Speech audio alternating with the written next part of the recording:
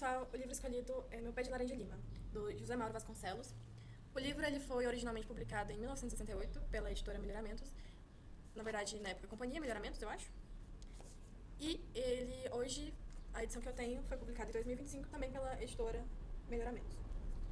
Essa é a capa da edição atual. Ela é ilustrada por Jaime Cortez e Lauren Cardon. O paratexto dele é bem bonitinho, é uma capa amarela com várias folhas. E ele tem algumas ilustrações no início dos capítulos.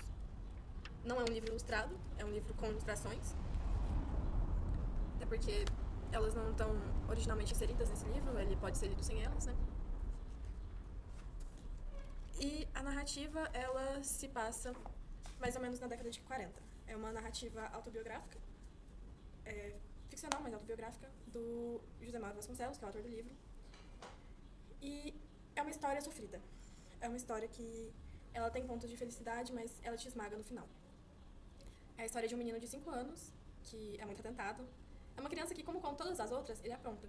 Só que a diferença é que a família dele não reconhece nas travessuras uma fase natural da meninice. E ele é punido por isso, ele é punido por fazer travessuras, ele é punido por brincar. E é uma criança que amadurece muito cedo por causa disso.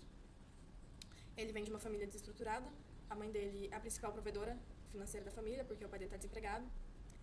E tirando a mãe, que está sempre ausente porque está sempre trabalhando, e a irmã, uma das irmãs mais velhas, a Godoia, todo mundo na casa tira o menino para Cristo. Ele é uma criança que apanha demais, ele é uma criança que sofre violência demais, física e verbal. E é uma criança que, sofrendo tanta violência, e principalmente tanta violência psicológica, ele acredita que ele não serve pra nada, que ele é o diabo, que ele é o menino diabo, que o diabo corre no sangue dele. E ele faz travessuras, ele apronta. Ele faz essas coisas pra chamar a atenção, porque como ele é uma criança tão negligenciada, psicologicamente, afetivamente, a travessura é o meio que ele tem pra ser visto. E não somente nessa questão da travessura, que dele fazer mais travessuras pra chamar a atenção, que essa violência impacta nele. É uma criança que é muito depressiva, é uma criança que tem muita tristeza dentro de si, justamente por ser tão alvo de violência. Tem uma das partes do livro, uma das partes mais sensíveis que eu acho, que é quando, depois de ter levado 3 surras diferentes no mesmo dia, o Zezé ele vira pra Godoia, que é essa irmã dele, e ele fala que, como ninguém gosta dele, é melhor ele ir pra Rio São Paulo, que é a rodovia que passa perto da casa dele, e deixar um carro atropelar ele fica esmigalhadinho, sabe? São partes muito sofridas nesse livro. Só que a realidade do José, ela começa a mudar quando ele vira amigo do seu inimigo mortal, que é o português Manuel Valadares. Eles tinham uma rixa porque eles tinham brigado, o menino foi aprontar uma travessura com o carro dele, ele ficou bravo, bateu no menino.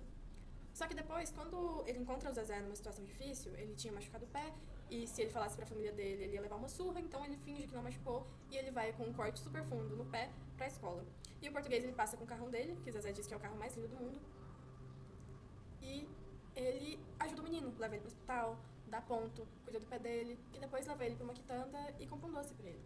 A partir disso, eles vão criando uma amizade muito, muito, muito bonita e muito forte. Foi a primeira vez que o Zezé conheceu o que é o afeto. Ele conheceu o que é a ternura. E essa amizade deles é tão forte que o Zezé ele pede para que o Manuel Valadares ele adote o menino. E a partir dessa amizade, o Zezé ele vai mudando. Porque como pela primeira vez ele sabe o que é afeto, ele tem alguém por quem ser melhor e não alguém para quem provar que ele é mal mesmo, ele começa a mudar. E ele percebe a própria mudança.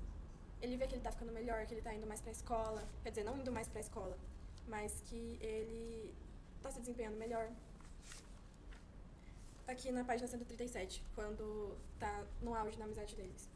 E os dias andaram sem pressa, e sobretudo muito felizes. Até que lá em casa começaram a notar minha transformação. Eu já não fazia tantas travessuras e vivia no meu mundinho no fundo do quintal. Verdade que algumas vezes o diabo vencia os meus propósitos, mas já não dizia tantos palavrões como antigamente e deixava em paz a vizinhança. Com essa amizade, com ele tendo alguém por quem ser melhor, ele melhora, ele vai melhorando. E ele vai ficando uma criança quieta. Não quieta no sentido de ser uma criança muda, sabe? Mas no sentido de ser uma criança que não apronta, sabe? Não se excede nas travessuras porque agora ele não precisa chamar a atenção. Só que mesmo agora ele sendo uma criança quieta, uma criança na dele, uma criança que não apronta, que não xinga, ainda assim ele é alvo de violência. Num dia que ele tá fazendo uma pipa, e a irmã dele chama ele pra jantar, e ele... Não, uma pipa não, um balão. E ele concentrado no balão dele, a irmã dele chama ele pra jantar. Não a Godoia, a Jandira, uma irmã que já bateu nele muitas vezes. E ele não vai, e ela pega ele e bota ele pra comer, ele volta pro balão dele, e ela fica com muita raiva, e ela pega e ela rasga todinho o balão dele. E ele fica com muita raiva disso, porque ele tava quietinho, ele tava na dele, ele tava só fazendo as coisinhas dele na paz. E ainda assim, bateram nele. E ele xinga ela. E ele xinga ela de puta. E nisso ela bate mais nele. E aí quando o pai deles chega e contam o que aconteceu, batem tanto nesse menino, mas tanto nesse menino, que se não chega alguém e intervém, eles tinham matado essa criança. De tanto bater. E ele fica mais de mês sem ir pra escola. Mais de mês não, mas ele fica quase um mês sem ir pra escola. Porque se ele fosse pra escola e vissem o estado que tava aquele menino, ia dar problema. E depois que ele finalmente se recupera, que ele tá melhor, ele vai pra uma pescaria com o Manuel, com o Portuga. E é nesse momento que o português leva várias quitandas, várias quitutes pra eles conversam, que o Zezé ele pede pro Manuel adotar ele. E aí tem uma cena que, tanto no filme quanto no livro, é muito sensível, que o menino fala que ele tinha saído com o Manuel nessa tarde pra se despedir, porque ia passar a Mangaratiba, que é o trem que cortava a região, e o menino ia pra debaixo dos trilhos e esperar a Mangaratiba passar, que ele ia se matar. E aí no livro ela é diferente, mas no filme... No livro também aparece isso, mas no filme mostra o português indo de carro até perto da casa do menino e passando a noite inteira lá, só pra ver se ele não ia sair de casa e ia pra baixo do Mangaratiba. Tem muita parte sofrida nesse filme, nesse livro. Só que depois ele se recupera e a amizade deles flui de novo. E um dia, quando o Zezé tá na escola, chega uma criança atrasada e ele fala que o carrão do português tava todo esmigalhado nos trilhos. O Zezé ele fica tão abalado, pressentindo, né, entendendo o que aconteceu, que ele só sai correndo da aula. E ele passa lá e ele não consegue ver muita coisa, mas ele vê que o carro tá todo destruído. E esse menino vomita. E ele vomita tanto. Não é nem vendo nada, não. Ele vomita de tristeza, ele vomita de dor. E ele começa a definhar. Ele realmente quase morre. De tristeza. Foi um choque muito grande. Foi uma dor muito grande. Porque era a única pessoa no mundo que ele tinha. Era só ele que ele tinha. E ele fala: vomitei mais umas 2 vezes e pude ver que ninguém se incomodava comigo. Que não havia mais ninguém na vida. Não voltei pra escola, foi seguindo o que o coração mandava. De vez em quando fungava e enxugava o rosto na blusa do uniforme. Nunca mais iria ver o meu Portuga. Nunca mais. Ele se fora. Fui andando. Parei na estrada onde ele deixou que eu chamasse de Portuga e me colocou de morcego. Sentei num tronco de árvore e me encolhi toda, encostando o rosto nos joelhos. Surgiu um desabafo grande que eu nem esperava. Você é malvado, menino Jesus. Eu pensei que você ia nascer Deus e dessa vez você faz isso comigo? Por que você não gosta de mim como dos outros meninos? Eu fiquei bonzinho, não briguei mais, estudei as lições, deixei de falar palavrão, nem bunda mais eu falava. Por que você faz isso comigo, menino Jesus? Vão cortar o meu pé de laranja lima e nem por isso eu me zanguei, só chorei um pouquinho. E agora? Eu quero meu Portuga de volta, menino Jesus. Você tem que me dar meu Portuga de volta.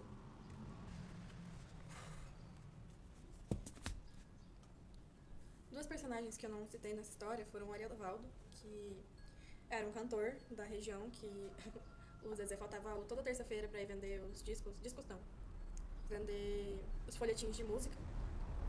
E era uma pessoa que tinha muito apreço pelo Zezé. E a professora, que ele tinha muito apreço por ela, que ela tinha muito apreço por ele. Ele fica tão mal, mas tão mal quando o português morre, que ele não vê mais propósito nada. Ele também quer morrer, ele também quer ir pro céu. E ele só consegue melhorar um pouquinho, sair do estado que ele tá, quando ele percebe que existe quem goste dele, sabe? Esse menino ele vai definhando tanto que quase fazem uma peregrinação na rua dele. E, por exemplo, chega o seu Ariovaldo lá e ele fala pra irmã dele: meu santinho não pode morrer, não. Não deixe, dona. Era pra senhora que ele trazia meus folhetos, não era? Não deixe não, dona. Esse bichinho morrer. Se sucede qualquer coisa com ele, nunca mais que venha nesse subúrbio desgraçado.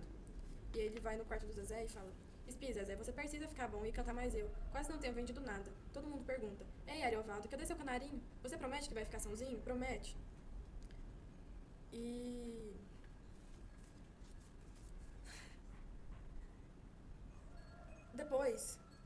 depois de um tempo, ele consegue melhorando. Mas a irmã dele, em outra parte, fala: Olha, Zezé, daqui a pouco você estará bom, soltando papagaios, ganhando rios de bola de gude, subindo nas árvores, montando no minguinho. Minguinho é o nome do pé de laranja lima dele. Quero ver você eu mesmo, cantando as canções, me trazendo folhetos de música. Tanta coisa bonita. Você viu como a rua anda triste? Todo mundo sente falta de sua vida e de sua alegria na rua. Mas você tem que ajudar. Viver, viver e viver. Sabe, Godoya, eu não quero mais. Se eu ficar bom, vou ser ruim de novo. Você não entende. Mas eu não tenho mais pra quem ficar bonzinho. Pois não precisa ficar tão bonzinho. Seja menino, seja criança, como sempre foi. Pra quê, Godoya? Pra todo mundo me bater muito? Pra todo mundo judiar de mim?